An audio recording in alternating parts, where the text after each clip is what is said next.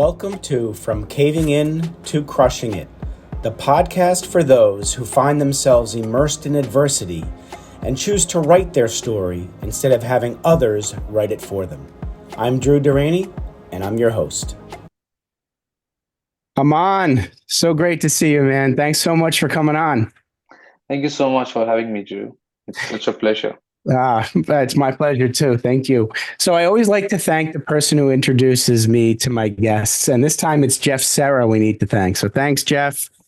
That was a nice introduction. Thank you so much, Jeff. Absolutely. Yeah. So Aman, I have you on for a reason. In life, I truly believe there's three types of men.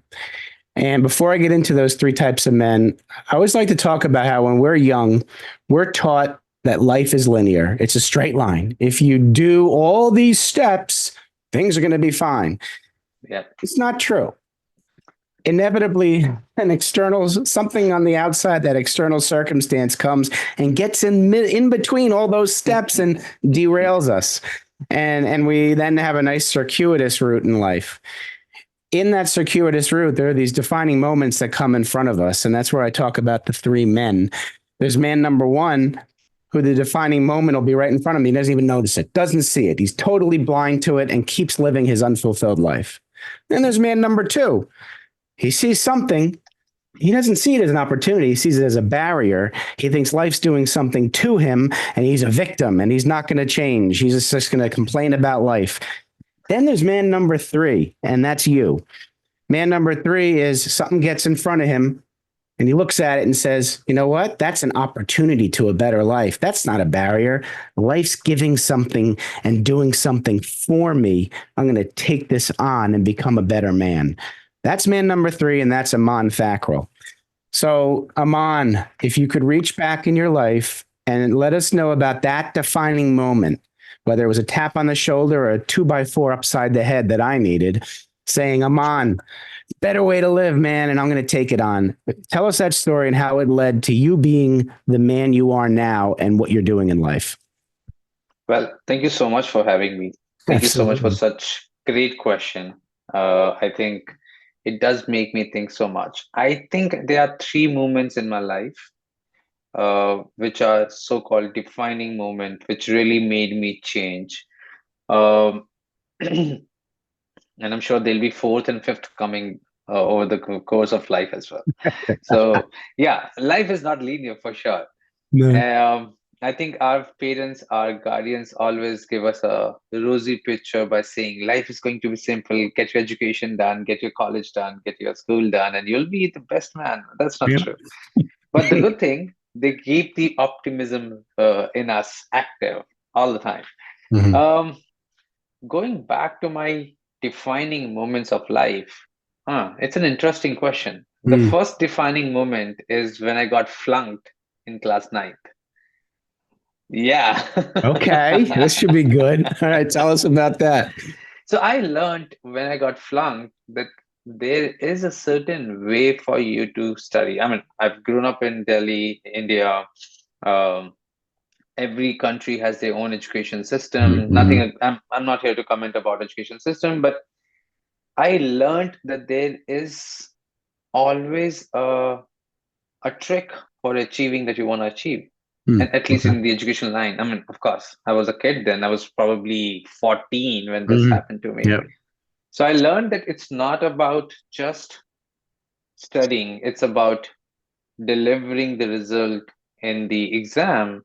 Mm. And it's not just that you have to be a good student, you just know how to present yourself, be a good student, score the good marks to get passed. Mm. That's defining rule that I defined me very well.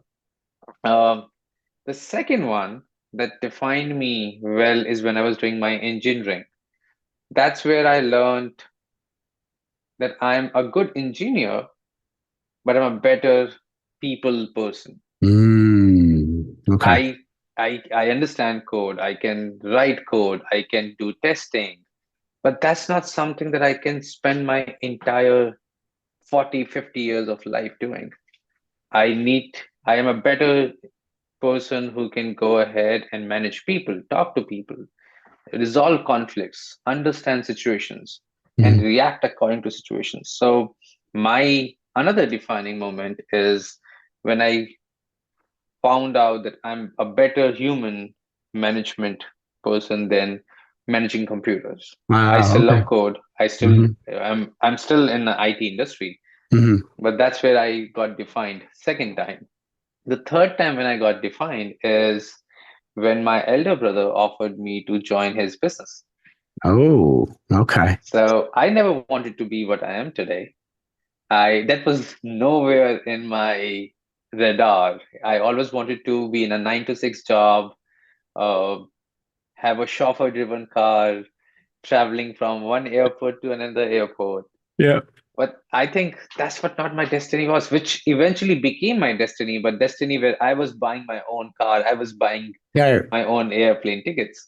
Right. Right. Uh, so this happened in 2012 when Yeah. my brother reached out to me saying that he wants to start operations of target integration in India. He tried, but there are still a lot of improvement possibilities. And back then we had two employees, so I was the third employee who joined the business. Good story told, right after me joining the business, they both left. Oh. Oh boy. So I was a 24, 23-year-old boy who Uh-huh. has probably worked for 11 months in a professional setting, Right. was handled a business to run, Wow. and a business which we were first generation entrepreneurs. Right. It's not that the business came to us naturally. Right. Uh, but that's the moment where I probably found a different version of me, which I'm really Hmm. proud of today. Okay. I learned that I am up for challenges. I Hmm. learned that I can define routes and destinations and reach them. Okay. I learned that I can take ownership of things what I do, and I learned that I can run a business. So this is interesting. So in a short time span, just now, we went through 10 years of your life. So we went Yes, from age 14 to age 24. At age 14, when you said you flunked, it was a class or an exam? It was a class whole nine. class. Okay. Yeah. And that defining moment of flunking a class because you were thought that you had to study one way versus the tricks. How did that lesson tie into defining moment number two with engineering, realizing that you're more the people person rather than the relationship with the computer? Is there a relationship between um, studying the right way or learning a trick when you leave the 14-year-old education system and go into engineering? Hey, you know what? Before I answer this question, I think you're a fabulous host. You're asking such intriguing questions, Thank you. which making me think. And this is all impromptu. So good job I there. love it. I love it. Yeah. Okay, now thinking back, and of course I did back then did not have a logic. This is just coming right now. Right. Um, when I got flunked, I not only got flunked in class, I also lost so-called friends Okay. of until eighth class, ninth class one. Mm-hmm. I learned that I was not very social. I used to get Mm. bullied, you know. Interesting. Okay. Yeah. Uh, a short guy, not very tall, not very bulky, was Mm-hmm. always an easy target to bully. I'm not Mm. saying that they did wrong. I mean, it's fun until you are not bullied without getting into the Yeah. most I, difficult question. But no, I think it's fun and they I are good understand memories. that. Yeah. Yep. Yeah. So I think probably there was a friend of mine who taught me how to start speaking to people. Mm. Um, he taught me how to react to bullies. Okay. He taught me speak the language which other person understand, not the language that you want to speak. Mm. And Interesting. probably when the engineering thing happened back then, for whatever small little obstacles or things I've gone through, Yeah. I learned the lesson that I know what and how the other person needs to be tackled. Mm. There you And I'm not go. saying in a manhandling way. I'm No, saying it I from understand. Yeah. what they understand. So Yeah. even today, I believe you do not learn languages because you want to express yourself. You Oh, learn language because you want the other person to understand you.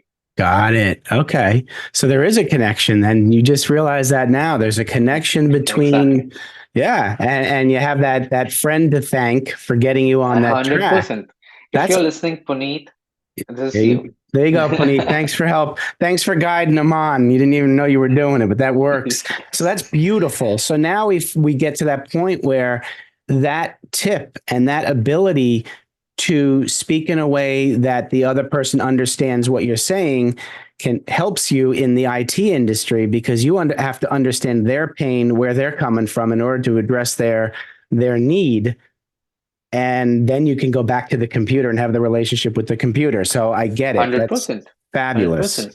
All And right. that's what I teach. So I have a team whom I teach sales. I am a big time believer. I'm not saying I'm a sales coach, Okay. but I love to talk about sales. I Okay. always motivate people to get into sales. And one Yeah. of the ways that I always tell people to manage sales is that don't look at the product or the service that you're selling from your own eyes. Look at Mm. from the eyes that they want to buy. Is Okay. it a luxury for them? Is it a need for them? Right. What do they want to buy, not what you want to sell? Love that. So this is amazing. This is fantastic. So we can even think about a lesson at age 14 has now helped you in sales too. And 100%. more or less, I say that, you can either live by the golden rule, which is do unto others as you want done, or the platinum rule, which is you do. Platinum rule is do unto others as they want done unto themselves. So now you are now operating in the sales piece in a way to understand your customer so you can provide what they need. So let's fast forward now at age 24, where you come over to help your brother with, and these other two people leave as you arrive. How were you able to use all that wisdom that you learned from 14 to 24 to help you in that situation of, oh my gosh, now it's just my brother and me? I think, I think um, now the role of my mom really comes up. She Hmm. probably built us in such a manner in our upbringing to never give up. Hmm. Uh, Love that. I Love that. think, yeah, because probably the only lesson that I have learned, and I would quote one of the first Olympic medal winner of India called Abhinav Bindra, Okay. and he said it in one of his newspaper heading, "I'm not skilled, I'm just hardworking." Hmm. And Interesting. probably that got stuck. This is something that I learned or read 10 years back, and it stuck in my mind. Hmm. I won't say I'm skilled or not, but I would say I know that there is a blood and sweat to Yeah. be given for things to achieve, and I don't shy away from it. Probably my mom taught us to never give up, Mm-hmm. and this really turned out in our favor, where each time there was an obstacle, we never really felt we are doing it. Honestly, if you ask Beautiful. me, Yeah. I never thought that I'm doing anything outside the box or anything which is spectacular, something which gonna go big. For Right. us, it was a usual daily routine. Go, wake up, hustle, come back, sleep, repeat. Hmm. That's something we learned through our Hmm. mom, not as a special skill, but that's how the life is. And I'm This is sure there's a lot interesting. of You said lot many skill. people. Some may argue or push back that the art, yeah, is it an art? Is it a skill? The art of working hard and pushing through, is that a skill that's learned because mom instilled that in you and it became part of you? I don't know. Is mom still with us? Yes, All right. You can do a shout out to mom right now. You got to thank your mom. mom for Thank that. you so much. There we go. I love it. Thanks, mom, for teaching him that. So this is awesome. So all right. So continue there with where you are now, and what you do for your clients. How do you what are some of the pain points your clients have or needs that you're able to either, maybe, sometimes clients come with, I need this, and usually it's not what they say they need. You have to ask more questions to dive deeper, and it's usually something like 10 feet lower that they Yeah, really need. yeah. Give me an example of a client or customer you're able to help by using your skill of continuing to move forward and not give up, and understanding, Sure. where they're coming from. So I'm sure every consultant would agree to me. The word consultant came to us because we mostly consult Okay. and we go ahead and ask intriguing questions. We try to go from what is the main reason. We go to the end why, not what you want to achieve. Got it. Um, so in today's age, when the biggest joy that I get is not of selling a CRM or ERP system, but resolving the pain that a business owner has Right. when they are struggling to automate their business. Got it. The advantage we get is we understand technology, so we have to listen to their pain areas. Their pain area would be, my employees are not able to close a sales deal. Hmm. You have to go deep down and say, why do you think they're not able to close it? Are they not capable? Hmm. Or do you think the product is bad? Or do you think they do not remember to follow up? Or do you think there's some skill is missing? Hmm. 90% times, and that's what sales coaches would agree with me, the sales happen when you get into your eighth and ninth follow up. Hmm. Yeah.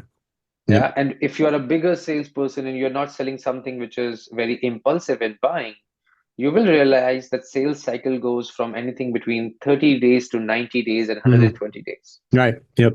So, as a salesperson, it is not humanly possible for you to, one, keep on churning the new customers, but still remembering the old customers Ah, to keep absolutely. on following up. Now, Absolutely. business owners sometimes think that it's the salesperson who's not doing the job.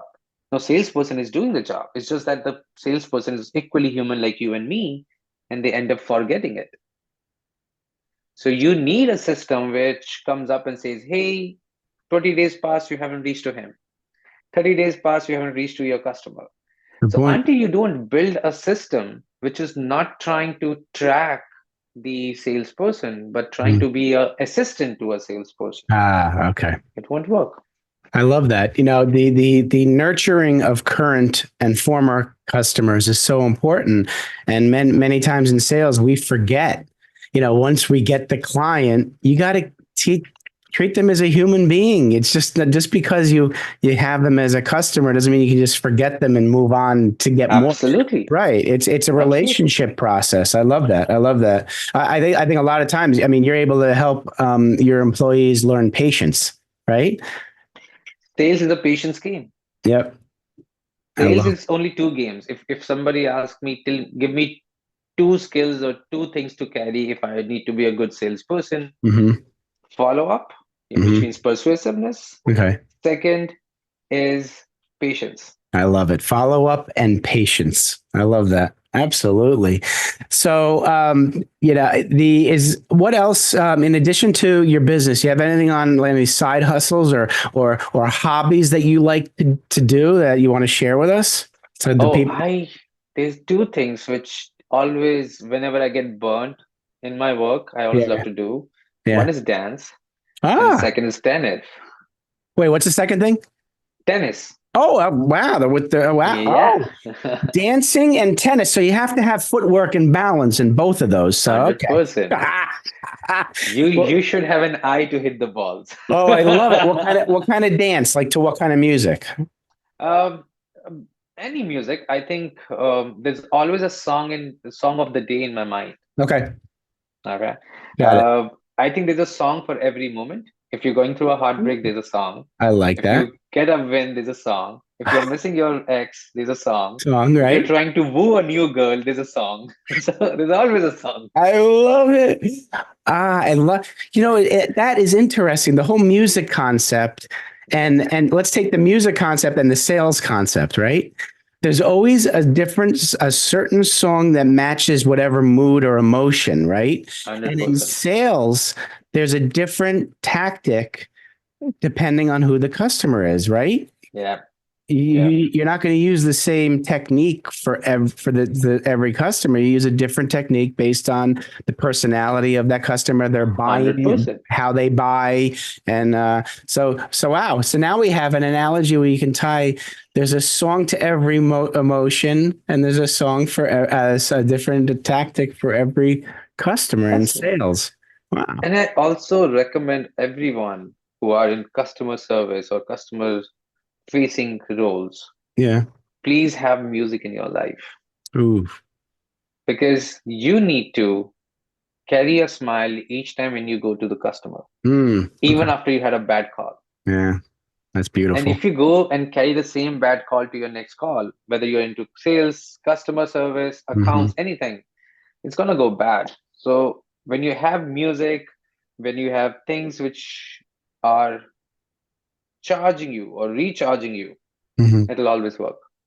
Yeah, that's beautiful advice also in relationships, not just professional relationships, Oh, personal yes. relationship, right? You could have a very challenging day in business, and if you don't have that song in your heart that's going to get you in a grateful mood by the time you go see your significant other, if you carry that negative feeling about the challenge, right? You got to have so. 100%. All right, You guys, can't put you can't mix yeah. your personal life with your professional life. You can. And you Yeah. actually, I think you must, right? Because people who talk about that work-life balance, you Mm. can't separate work and life. Why would you? You have 24 hours, right? Pretend to Yeah. get to sleep for 8. You got 16 hours left. You're Right. not going to like go. I've seen so many people who may have a strength in business, and the minute they get home, they forget that strength and they don't Yes. adapt it to their home life and vice versa. You can cross that line. It's just you don't want one to negatively affect the other. And 100%. I think you need to with with professional life, though I'm single and if my family is watching me right after listening this, they'll say, first get married and then give lessons and suggestion on personal life. So but I think even with your family, Yeah, whether it's brothers, partners, kids, yeah, you need to have a switch on, switch off button.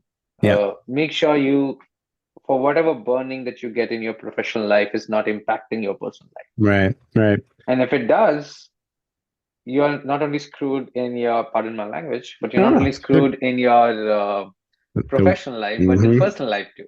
Yeah, I love that. Yeah, I call that the pause button. We should all have like a Yeah. pause button like in our pocket. And I mean, like I have here, one of those, when the rocks, and you go to the store and there's a word on it. This one says happiness on it. I got another one over there Uh, that says integrity. And I carry a rock in the pocket that says hope. mm, So my pause button is if I'm going through a tough time, I used to teach nurses in the hospital, reach in your pocket, have something in there that's going to change your wow. mindset. So it could be a picture of your child or your wedding day, or even if it's like your phone that has a picture on it, just something that's going to break that thought. And that, so it's that pause. I love the pause button, the music, just anything that's going to interrupt that negative thought On the same lines, yeah. I use phone wallpapers and a Okay. hotspot of Okay. my phone's Wi-Fi, Oh, right? Which is the hotspot name of my phone Wi-Fi is He's Everywhere, oh, I love that. right? I So love that. whenever I need hope, I think because I'm very close to technology, my phone is Yeah. always around me, Yeah. Yeah. and I always be unlocking a phone to see a wallpaper or something, Right. and that's where I see He's here or He's something like this shall too pass.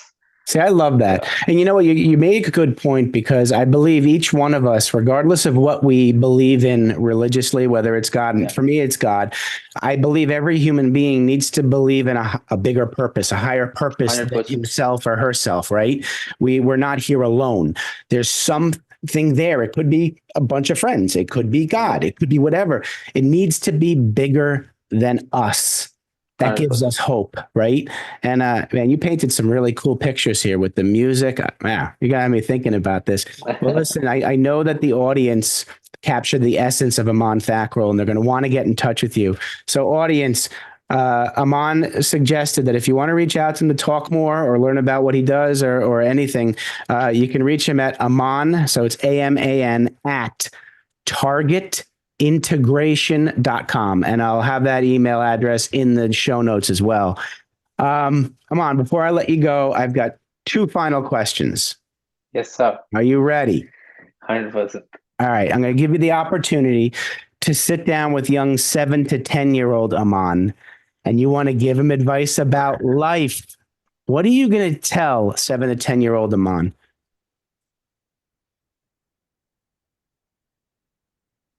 At the end, everything will be good. At the end, everything will be good. I love that. Okay, now put a different hat on. Now you're sitting down with young Aman, the young entrepreneur businessman, and you want to give him advice about business. Can you give him the same advice or you got something else? I would say you're thinking right. Keep on thinking. Keep on dreaming. You're thinking right. Keep on thinking, keep on dreaming. So then let's combine both advices. Everything's going to be good. Okay. Yeah. Keep on going, keep on thinking, keep on Yeah. dreaming. I love that. All right. I I love that. think there's one lesson, and there's probably people who are from India would understand. Yeah. And I'll use a phrase which was used in Shah Rukh Khan, Mm-hmm. Shah Rukh Khan's movie, which was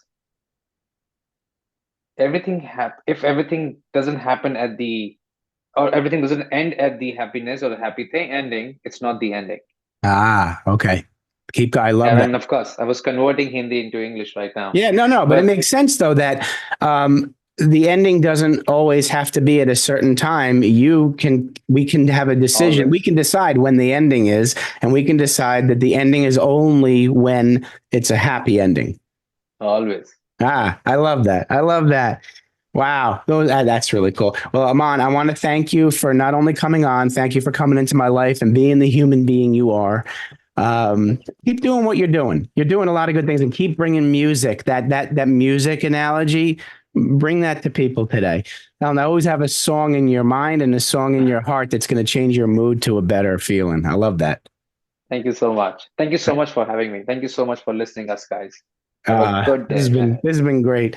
All right, everybody, take care of yourselves.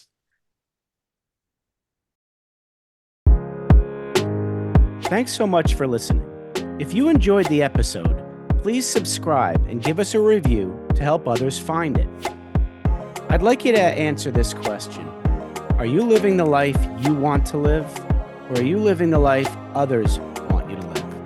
I'd like you to think about that for a second, because I strongly suggest you live the life you want to live.